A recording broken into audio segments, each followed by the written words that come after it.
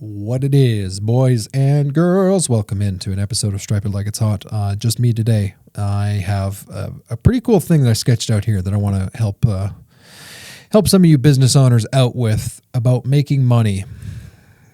There's a tremendous amount of risk, man, starting a business, but I would definitely say growing a business. When you start hiring people, it's a risk, right? So, I mean, if you're listening to this, you probably are either a business owner or interested in starting one, and you're probably looking for ways to grow your business. Well, I've learned the hard way, it's awfully hard to grow your business when you're not making money or not making enough money at the very least.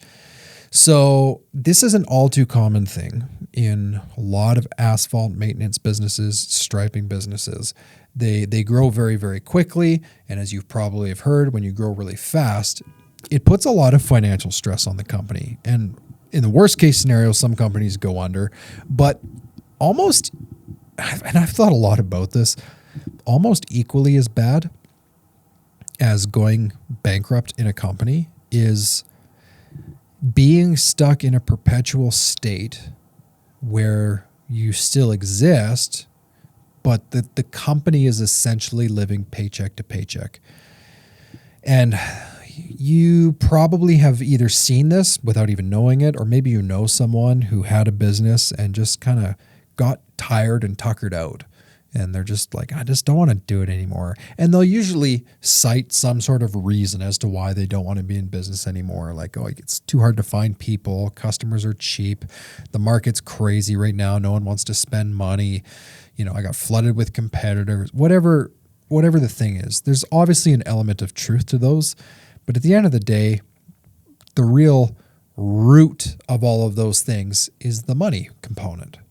And I can speak both freely and personally on this, but also, out of the interest for those of you listening, like it's not fun if your business is growing, but you're not making money doing it. If the company is just kind of existing, it's not a fun place to be. So this episode is to help you, the business owner, make more money. In fact, I'm going to identify 5 things here. Why your business, why your striping business, your sealing business might not be making enough money. So I'm going to tell you what one of those problems could be, how you can identify it, and then, because I care about you, I'm going to give you the fix for it as well. So just keep in mind, these are all broad. Don't take these and think you've just completely solved every business problem ever. But I would say and I say this with the experience of working with clients one-on-one in their pavement businesses. Usually it's one of these 5 things. In fact, I think for everyone that I've worked with one-on-one, it's one of these 5 things. Why the business isn't making enough money. So I'll start from the top. Problem number 1, the reason why your business isn't making enough money is because you're not charging enough on your jobs. Now, how do you know if you're not charging enough on your jobs? Well, there could be some symptoms that show this, okay?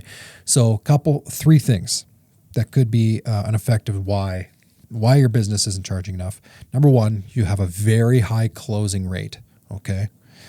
So a closing rate is the percentage of quotes that you send out that convert to a sold project, right? Jobs that you win. So if your closing rate is really high, like 70, 75, maybe even 80 to 90% of your quotes getting sent out, could be a sign that you're underpricing your jobs. Number 2, your actual margins, like your gross profit margins on every job, are below 50%.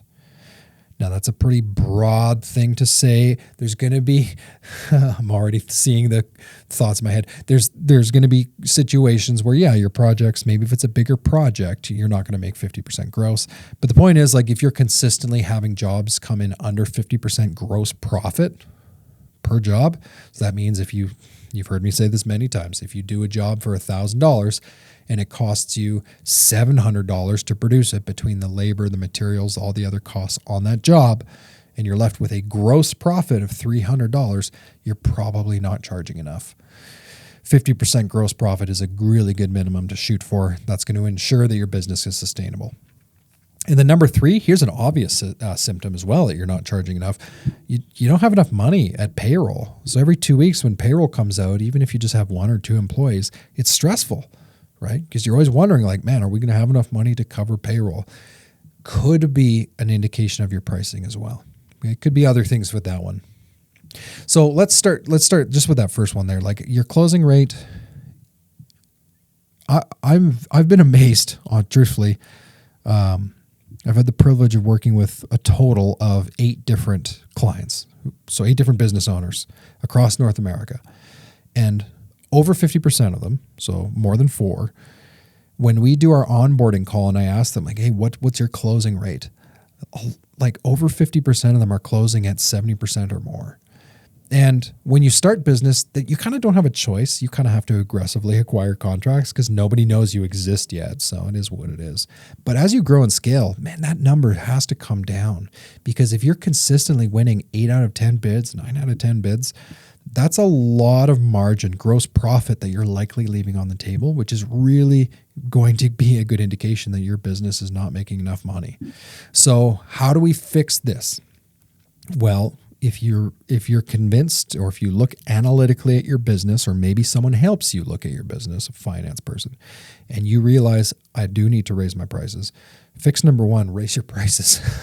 Like, obviously, to fix lower prices, you have to raise them. So how do you do that? Here's what my business coach, Mike Claudio, recommended to me way back in the day, man. And I think this is just like a stellar way of doing it. Like, start with a small sample size. Send out your next 10 quotes.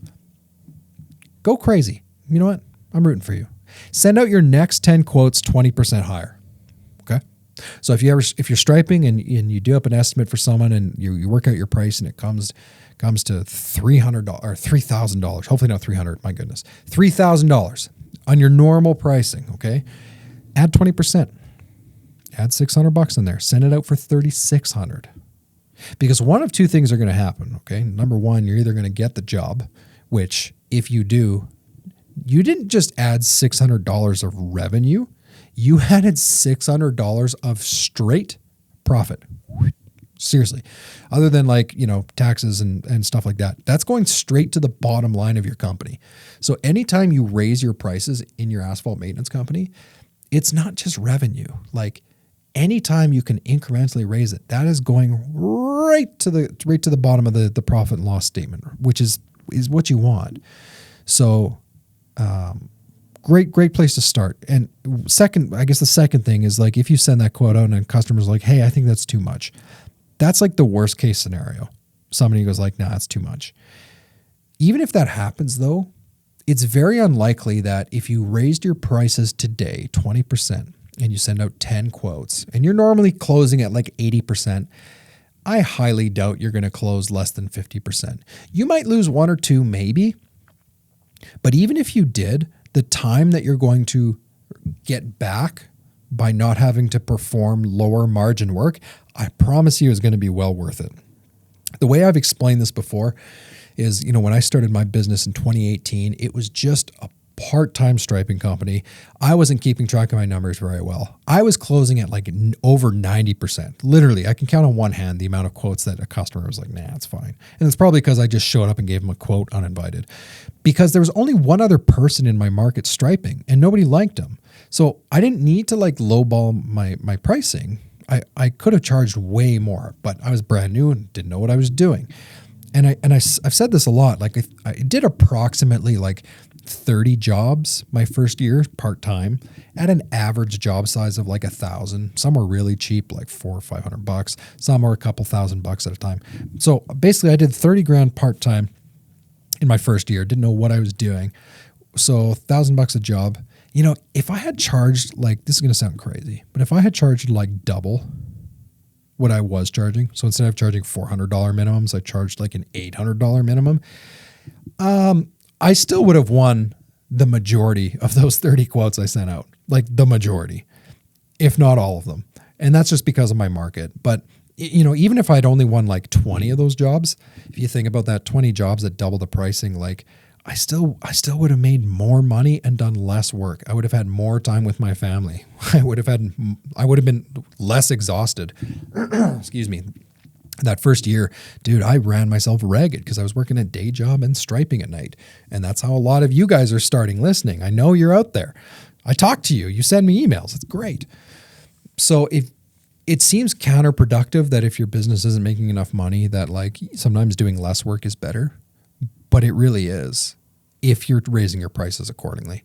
So that's the first thing you could do. Man, I'm going really slow here, man. Matt's going to kill me. I'm going to speed it up a little bit. So first fix, raise your prices. Number 2, you could anchor your service options with a premium option. Okay. So what does that mean? It means if you're a striping company, maybe you can sell crack sealing and subcontract it out. Maybe you can sell crack sealing and seal coating and subcontract it out. So that's going to allow you to gather subcontractor pricing. Let's say, you get a quote for like $5,000 from a company that you've vetted and that you trust and that you know isn't going to let you down. Let's say you get like a quote for like $5,000 and you can put 10, 15, 20, 30% profit on there. And again, that's going to go straight to your bottom line. It's not going to fix your pricing on your core service, but adding additional work, adding services or anchoring with another option in your quote can help you raise your prices. And then number 3, third thing you can do is just increase the value that you offer to your customers. Like you might be doing something right now that justifies a price increase. The story I always tell is like the drone that I had when I first got started. I bought this drone and man, customers just loved getting a photo of their property after it was striped. The paving company I worked for loved it when I would take a drone photo after they were paved and then after the striping was done. The first time I sent them a photo, they posted on their social media for the first time in 3 years with my drone photo. And I just, was really clever and put their logo on it too, which made them extra warm and fuzzy. So like if you could do things like that to increase the value to your customers, then you can charge more money. So hopefully that helps you. So that's the first problem. You're not charging enough money. If your business isn't making enough money, the second thing it might be, your operational costs are just really high. And I'm not going to spend too much time talking about this one because it's more applicable if you're like into the 7 figures. But even smaller companies, man, like, have 200,000 in revenue, 500,000, your operational costs can grow. And sometimes they can get too high relative to the size of your company. So to be clear, your operational costs are all the things that you have to spend to keep the lights on in your business. Okay. So your business license, your internet, your rent of your shop, your office, your admin staff, all that stuff. So those people don't produce money for you. Your insurance policy doesn't produce money for you, but you have to have it. So that's an operational cost. Excuse me. I can take a swig of this water. So how do you know? What's a symptom that your operational costs might be too high? 3 things that it could be. Number 1, if the net profit at the end of the month is just very low. Okay. Now, this could be like a factor of doing not enough sales, but if you get a monthly report from your bookkeeper, your accountant, or even if you log into QuickBooks and you see the profit and loss statement at the end of the month is just like very low net profit or even negative, you might be overspending on your operational costs. Second thing, a lot of people don't look at this, but this is a good number for you to keep your eye on. And if you use a system like QuickBooks, should be pretty easy to find it. It's what is my labor percentage? What is my labor costs as a percentage of my revenue? What is my labor costs as a percentage of my revenue? So if you if you were $100,000 a year company and $30,000 went to labor, that means 30%, is your labor percentage. Now, if you start to see that number creep above 30, that's, as a general rule of thumb, that starts to get a little bit high, 30, 35, 40%. Some businesses might even be more. And in the pavement maintenance industry, you can sometimes have a huge percentage of your labor going to your operational costs to support your sales or an estimator or admin. And if you're not accounting for that, especially in your pricing, it could just make your life very difficult. So labor cost as a percentage of revenue, is it above 30, 35%? Look at the trend in your company. You see it trending up. That might mean your operational costs are too high. And then the third thing would be like, this is something we're going through this year, I would say. Are your fuel and repairs going up? A lot of our striping equipment is older now. It's like 3, 4, 5 years, some of them. So that means that we're spending generally more time, more money on R&M, repair and maintenance. And that's going to hit you on the time that employees spend doing it, or you. But that's also going to show up in the expenses. So perfect example, a lot of our machines, we don't have to replace the hoses, but this year we've had to replace 2. They just got slightly neglected over the years, and we're having lots of clog issues. And so it was easier for us to just spend the $180 per hose, so $400 in hoses, and just replace them. And as a one-time charge, that's fine. But if your R&M, your repair costs are going up, that your operational costs might be going high. So how do you fix it? 3 things. Boost your sales, sell useless crap, and analyze your low margin work. All right. So what does that mean? Number 1, boost your sales volume. So just imagine a company that has like an average operational cost. Like, I don't even know what that number would be. Let's say like your company does $500,000 in revenue a year. Okay. $500,000. But to keep the lights on, it costs you like, I don't know, $20,000 a month. Okay.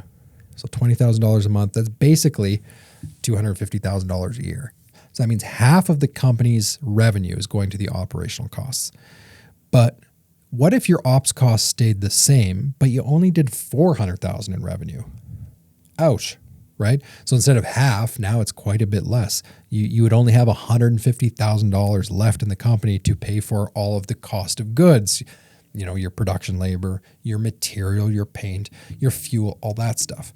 So sometimes the solution, if you have a static operational cost that, whether it's high or not, could be subjective.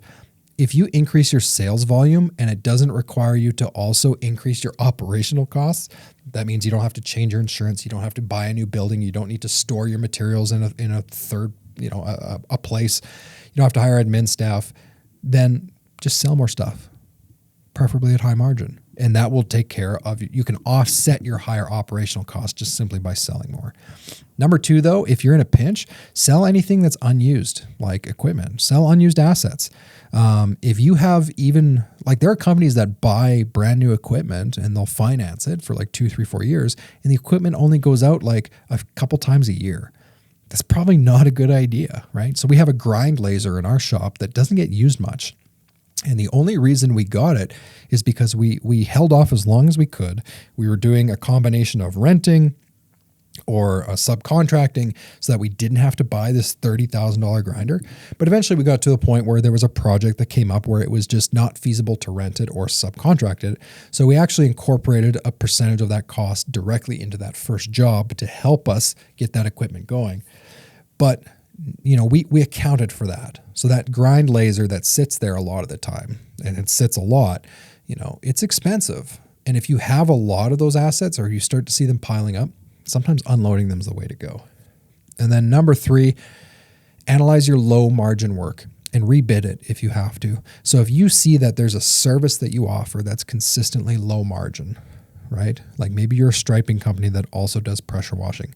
Maybe like re-quote the pressure washing or subcontract it out so that you don't have to do it. Get your time back. Maybe there's a certain client type, right? For us, that was hotels. When we were just doing striping, man, we were consistently like producing low margins on hotels because of the cars that were always there, and we could never get the parking lot empty, and we had to go back a second and a third time to get the stalls that we missed.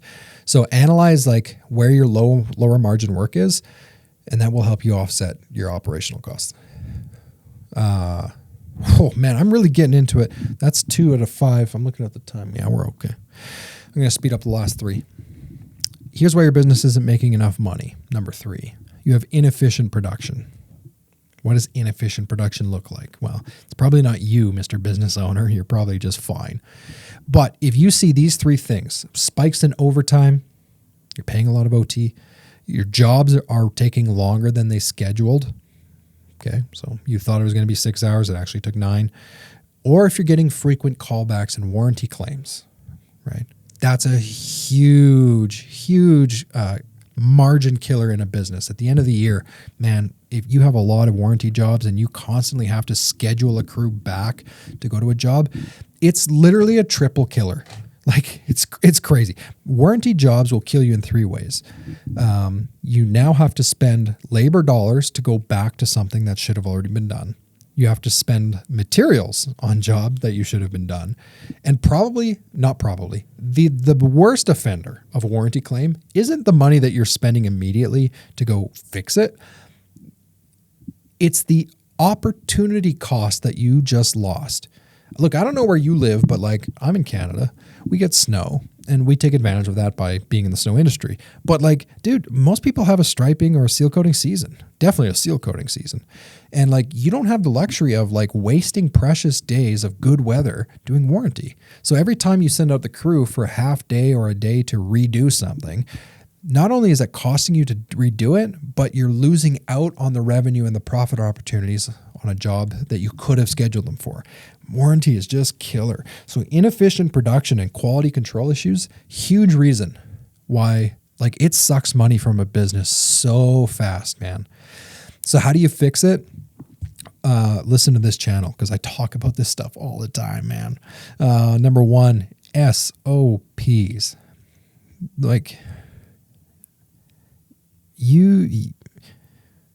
I would argue that you cannot successfully run an efficient and scalable business without having some sort of standard procedure for your systems and processes. You just can't. Maybe you get fortunate, man, and you got some great people who just do work really quickly. I'm thinking back in my company, I've had great people who are just incredible operators, but that's not sustainable and it's certainly not scalable. You need standard operating procedures. You need a field manual. You need, in our company, we have Basecamp. It's a software that does a lot of our communication and file storage. Like we have a whole section of training in there and it's got documents, it's got pictures, it's got equipment manuals, it's got YouTube videos that are unlisted, that are only accessible to our company. Like those are all there to standardize our work and give the best possible training to our people. Second thing, 30, 60, 90, man.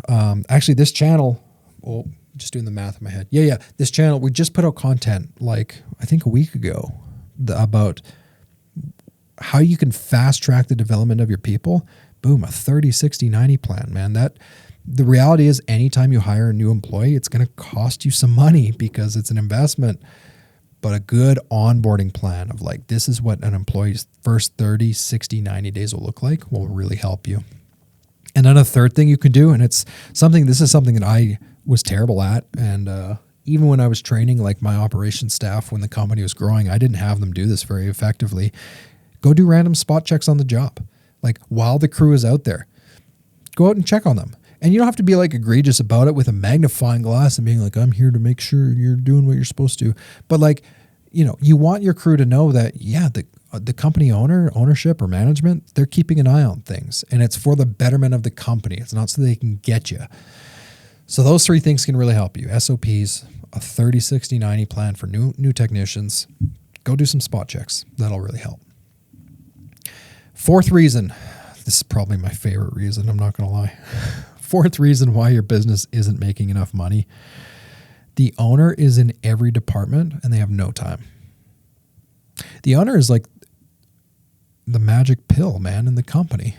Like they make the wheels turn. But they can only turn so many wheels effectively if they're constantly doing everyone else's job. So how do you know if the owner is too involved in the company, if they're in every department? There could be so many things, man. If you're missing invoicing your customers or like basically any sort of admin, accounting admin, you're not paying your vendors or you're missing sending out invoices, that's probably an owner who's stretched too thin. If your phone's ringing and you cringe when it rings, you don't want to answer it, that is a really good psychological indicator that you're probably doing too much. And my third one, and this is one that I've only recently conquered, full disclosure, is like, is your email inbox completely full and overloaded? There's a good chance that the owner is just waking up, looking at his email inbox and putting out fires, man. So how do you fix this? A few things.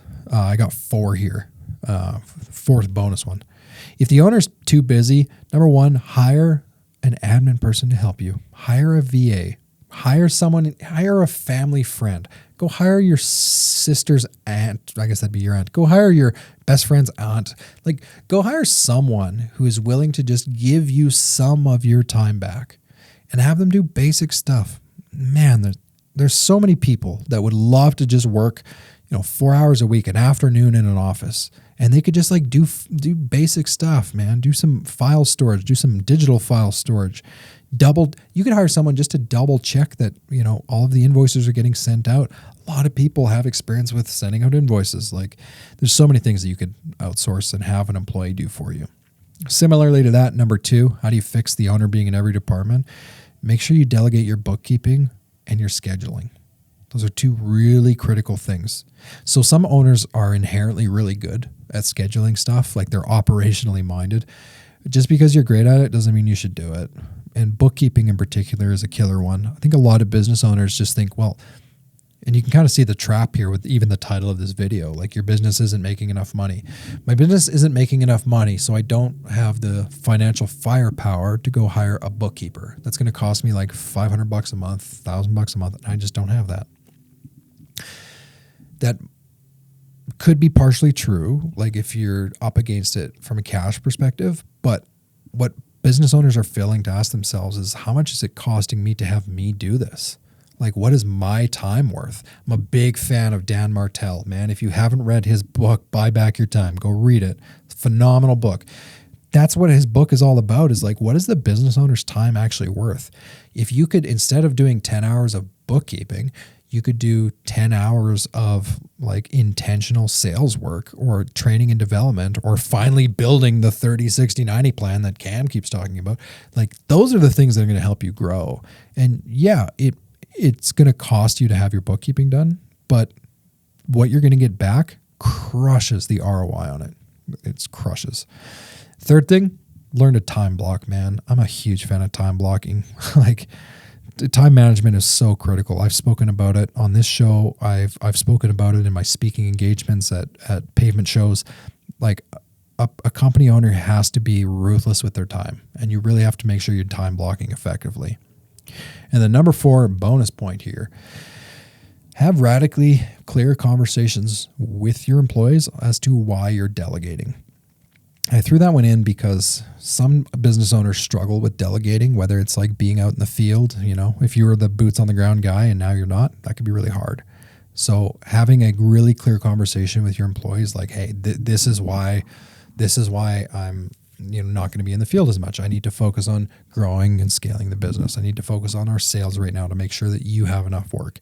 But you can only do that really if you have really clear conversations with your staff and get them to buy in to the idea that the owner, look, you work more than they do. You're thinking about the business all the time, but that doesn't mean that you have to spend every minute doing every single thing. Delegation is so important. All right, clearly we're at the end because I'm losing my voice. 5th reason why your business isn't making enough money is you don't have enough leads. You don't have enough leads. If you don't have enough leads, you can't fill the production pipeline, like quality leads, by the way. If you can't fill the production pipeline, then the business is going to struggle. And even if you have a lean operation and you don't have a ton of expenses and shops and admin staff and salespeople, if you don't have enough leads, it's going to make your life hard. So how do you know? What's the symptom of not having enough leads? Your work schedule is cyclical. It's like a roller coaster. So it's like, we're busy. We got a ton of work, and then boom, we got nothing. And then it comes back up. And the reason why it's going down and up is because the owner is jumping in there at the bottom and saving the day and generating some sales activity. Number 2, like similarly, there's huge revenue swings in the company. So like a really good month and then a really bad month. And the business owner is blaming stuff that has very little to do with it. And I honestly, I saw this the most in 2024. Like, even people that I'm closely connected to that have decent sized businesses, $5-10 million, a lot of them struggled, and they said, man, we just, it was just a weird year. It was a down year. And they're kind of blaming the election, and they're blaming things, which is partially true. Like, as a macro economics sense, yes, there's going to be things that prevent a lot of your customers from spending the money that they normally would. But ultimately, like, if you see someone blaming the market, I mean, at any moment, there's people in your market who would buy the things that you have, the services you offer. You just have to find them. And then the third symptom, and like Raise your hand figuratively or literally if you want to. If this is you, because I know this was me and my company for a long time, you were just relying on your inbound leads. So ask yourself that. How much of the work that we do comes from people finding us on our website, on Google, maybe on paid ads? Like, there's nothing wrong with that. You need inbound leads. But if you're just simply relying on it and it's not producing enough, well, then yeah, you're not going to get enough qualified leads. You got to do something. So to wrap this episode up, what is the fix if you're not getting enough leads? Again, we've put out whole videos on this. Number one, build a simple, concentrated prospecting plan. I don't know if, I think the episode with Todd Gurrell is coming out very soon. Anyways, in the month of July, you'll see an episode with Todd Gurrell. He's a senior account guy at the company called the Merlin Group, but he's been selling asphalt for like 20 years. He's been in the industry a long time, and he was ruthless about that. When I was chatting with him in the podcast interview, man, he's like, time block prospecting. You have to, you have to find time. You have to make time, even if you don't want to do it, to go find new customers, go cold call them, go pop into their office, go reach out to people on LinkedIn, develop some sort of warm outreach strategy, go to people that you haven't done business with in the last couple of years. You have to set aside time to do that prospecting work. And I think a lot of smaller business owners listening to this struggle with that because they don't see an immediate ROI, and they're like, not enough leads. So they're busy, and they're like, oh my goodness, we got, so much work. And they're like, well, I can't even think about prospecting right now. And that's when they hit the swing and they go down to the bottom, right? Be intentional with your time, man. Be ruthless about building that time into your calendar to do prospecting work. That's number one. Number two, analyze your website and your SEO.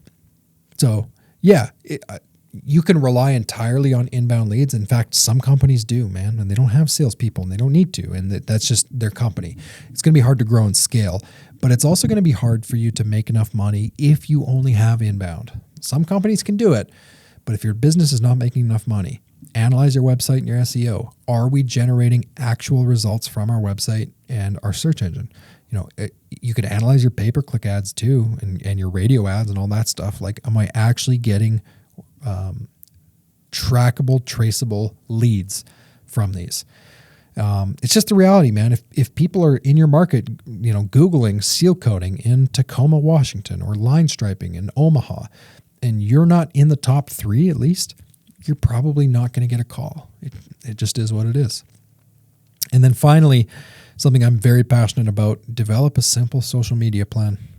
Doesn't have to be crazy, doesn't have to be elaborate, but if you can consistently tell a story to people in your market to get them to know you and like you and trust you, and social media is a great way of doing that. If you can do that, it's going to increase the amount of leads that you get, because now people identify you, they identify your brand, and when they are ready to buy the services that you have, you want them to think of you.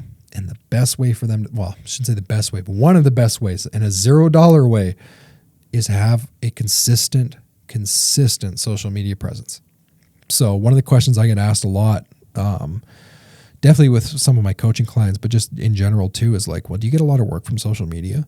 And the answer is like, well, how do you define getting a lot of work? Like, if you want me to directly attribute the amount of people who said, hey, saw your post on Instagram, wanted to buy your stuff. No, the answer is not going to be like a ton, but I can also directly show you through customer surveys and asking them like how people found us. A lot of people will say, yeah, I see your stuff online all the time. And it's building the authority that you have with potential customers in your market. So for $0, man, I would get on the social media train and do it effectively. So let's wrap this up. My wish for you is that your business makes money. I don't want to see business owners struggle. It's not easy, especially if you're growing a business. There's going to be times where your business is just lean on the cash. But if you can analyze those 5 problems, charging enough, your ops costs not being high enough, or being too high, inefficient production, the owner who has his time stretched way too thin and is doing too much, and then not enough qualified leads. Solve those. It's good chance that one of those 5 problems, or maybe a combination, is contributing to your business not making enough money. So I'm passionate about this. I want you to win. I want you to get money for the hard work that it goes into running a business. If you found this helpful, I would appreciate it if you let me know. And as always, Thank you for watching and listening to the show. Your spreadsheets and your systems for your business suck, and you might be losing a ton of money in your paving or your pavement maintenance business. Look, our company recently switched to OneCrew, and it is the only industry-specific, all-in-one platform for paving companies, for pavement maintenance companies, striping companies. It doesn't matter if it's like the sales cycle or if you're estimating or even if you're trying to manage your crew, OneCrew has features for all of that. It is unbelievably effective. So if right now you're doing a lot of your estimating on spreadsheets and at the end of the day or the end of the year, you don't even know if you're making a lot of money, I guarantee you OneCrew will help you. It is so easy to make more money with this software. You'll love it. Here's the best part. Listeners of this show get $500 off of the setup fee if you go to GetOneCrew.com/stripe it. $500 off of your setup fee. Take a free demo and have a look for yourself, man. GetOneCrew.com/stripe it.